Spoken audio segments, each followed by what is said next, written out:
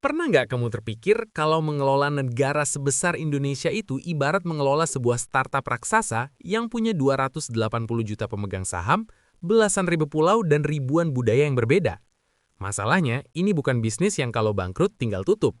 Ini adalah negara, di mana setiap keputusan manajemennya menentukan apakah kamu bisa makan besok atau tidak. Sejak merdeka tahun 1945, Indonesia sudah melewati berbagai gaya manajemen, dari yang sistemnya sangat revolusioner sampai yang sangat teknokratis. Dari yang menterinya takut setengah mati sama bosnya, sampai menteri yang harus ikut pelatihan ala militer di Lembah Tidar.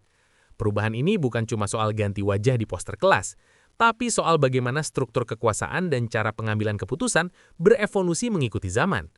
Hari ini, Titik Nalar bakal membedah 8 era perubahan gaya kepemimpinan Presiden Indonesia. Kita akan lihat karakter sistem kabinet mereka dan bagaimana logika kepemimpinan mereka bekerja dari Soekarno hingga Prabowo. Siapkan fokusmu, mari kita mulai listing sejarah manajemen negara ini. 1. Soekarno, sang agitator dan pemersatu, Orde Lama.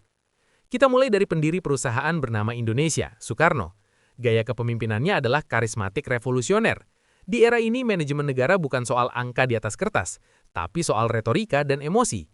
Soekarno bukan cuma presiden, dia adalah penyambung lidah rakyat.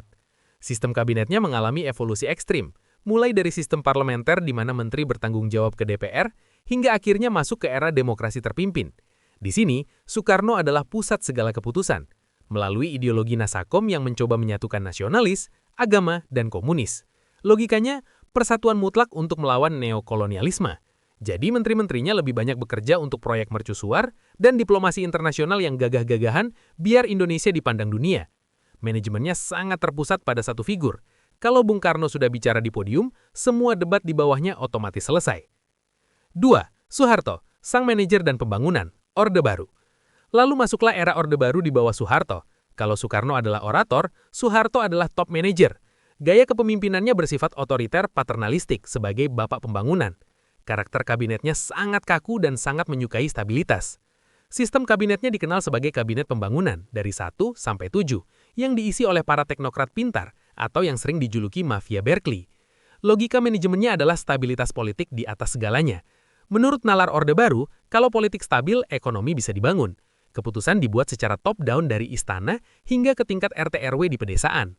Di era ini, manajemen negara dijalankan layaknya korporasi raksasa, di mana efisiensi dan kepatuhan mutlak kepada bos besar adalah kunci utamanya. Menteri hampir tidak pernah punya pendapat yang berbeda di depan publik. 3. B.J. Habibie, sang teknokrat reformis, transisi. Setelah Orde Baru tumbang, kita punya B.J. Habibie. Dia hanya menjabat 517 hari, tapi secara nalar manajemen, kontribusinya sangat fundamental. Gaya kepemimpinannya adalah teknokratis liberal.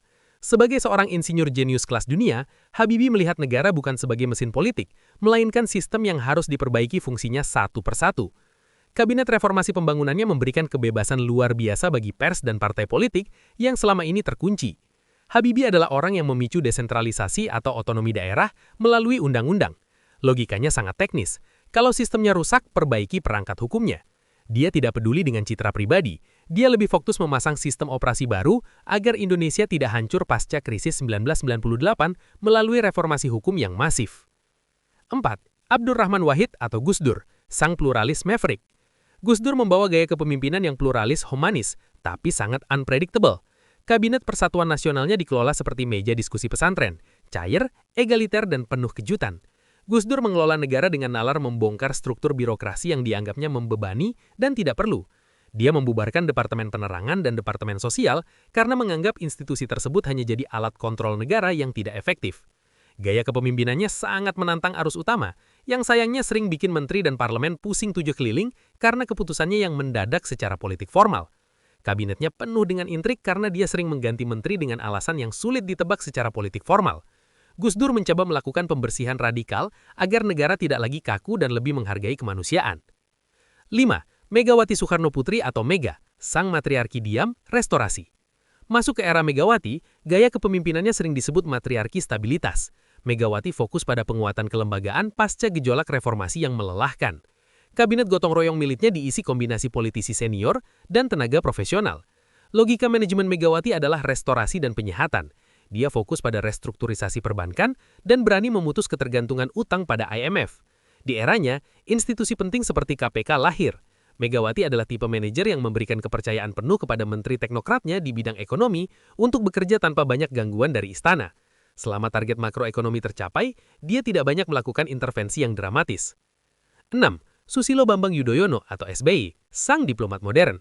SBY membawa gaya kepemimpinan prosedural demokratis. Sebagai presiden pertama pilihan langsung rakyat, dia sangat sadar akan citra dan opini publik. Kabinet Indonesia Bersatu miliknya sangat kental dengan aroma koalisi pelangi yang merangkul banyak partai. Logika manajemen SBY adalah keamanan dan citra.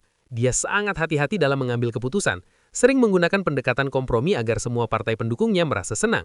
SBY mengelola negara dengan gaya militeristik dalam hal keteraturan prosedur, tapi sangat diplomatis dalam cara berkomunikasi. Di eranya, manajemen komunikasi kepresidenan menjadi sangat profesional, mengedepankan statistik dan keberhasilan yang terukur secara visual di media massa. 7. Jokowi, sang eksekutor lapangan. Era Jokowi mengubah paradigma kepemimpinan menjadi populis teknokratis melalui fenomena blusukan. Kabinet Kerja dan Indonesia Maju miliknya memiliki logika manajemen yang sangat praktis, yaitu kerja, dan infrastruktur adalah kunci. Karakter menterinya dituntut memiliki kecepatan eksekusi yang sama dengan presiden. Dia tidak ragu menunjuk menteri dari kalangan profesional non-politik, asalkan bisa mengeksekusi proyek fisik di lapangan secara cepat di pelosok. Manajemen negaranya sangat berorientasi pada hasil fisik atau output yang bisa dilihat mata, seperti jalan tol, bendungan, dan bandara di pelosok.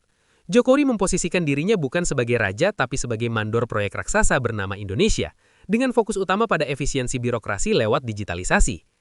8. Prabowo Subianto atau Prabowo, era merah putih. Terakhir kita sampai pada era Prabowo Subianto. Gaya kepemimpinannya adalah nasionalis strategis dengan sentuhan komando terpadu. Kabinet merah putih miliknya dikenal sebagai kabinet gemuk karena melibatkan koalisi sangat besar untuk menjamin stabilitas politik absolut dan merangkul semua kekuatan yang ada. Logika manajemen Prabowo adalah kedaulatan dan keberlanjutan. Dia memberikan fokus yang sangat kuat pada swasembada pangan, kemandirian energi, dan penguatan pertahanan nasional. Uniknya, Prabowo menerapkan kedisiplinan gaya militer kepada menteri-menterinya, seperti sesi pelatihan kepemimpinan di Akmil Magelang untuk menyamakan frekuensi nalar dan visi. Prabowo memposisikan dirinya sebagai komandan yang ingin memastikan semua elemen negara bergerak sinkron, disiplin, dan berani dalam mengamankan kekayaan nasional demi masa depan Indonesia yang lebih mandiri di mata dunia.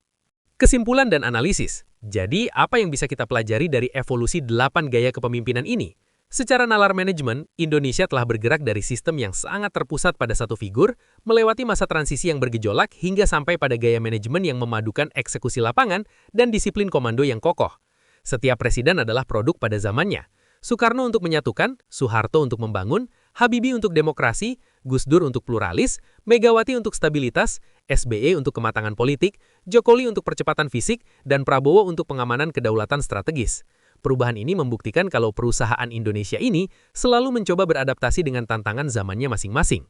Nah, itu dia bedah nalar soal 8 gaya kepemimpinan Presiden Indonesia.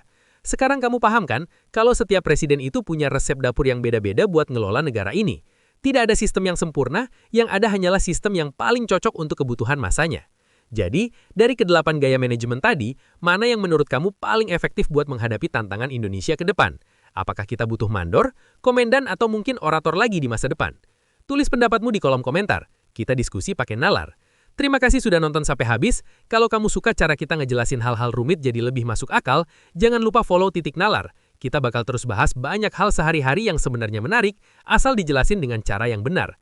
Titik Nalar, jelasin dunia, satu nalar dalam satu waktu.